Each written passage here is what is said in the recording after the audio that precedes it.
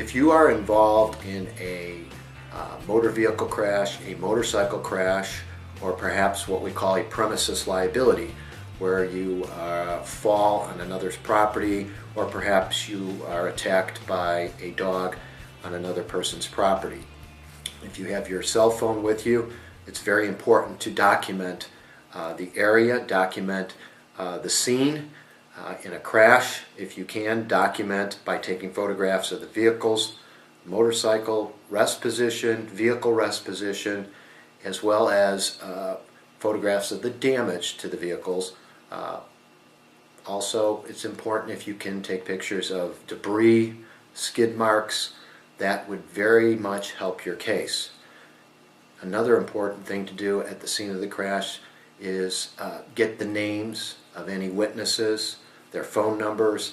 If you can even record a brief description from them, what they witnessed, that is critical. Oftentimes we see in crashes that our clients say that there were 4 or 5 people who were at the scene who may have witnessed the crash, but yet when we get the traffic crash report, there are no witnesses on there. And if it's our client's word versus the other drivers, the insured's word, a lot of times it's a toss-up. Having that independent or neutral witness is very important, because that can be what takes it to persuade the insurance company that they have liability. Because if it's just a back and forth between the parties, oftentimes we end up in litigation. So by having your cell phone available and documenting these things, it can help make your case much stronger.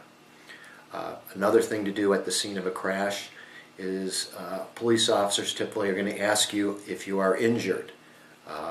If you're uncertain, tell the officer you're uncertain, because oftentimes injuries may manifest themselves down the road, be it a day or two, or perhaps a week, or even longer, and the police officer may indicate in the report, if you say no injuries, it's going to have a code 1, which the insurance company's attorney will use that in a deposition, will use that in trial to try and impeach you, indicating that at the scene you told the police officer you were not injured.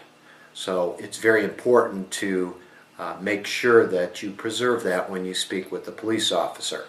Also, any statements you give will be contained in the police report, so make sure you give brief, pertinent information to the police officer. And again, keep in mind that a lot of times we see that the information the police officer takes down is inaccurate or incorrect.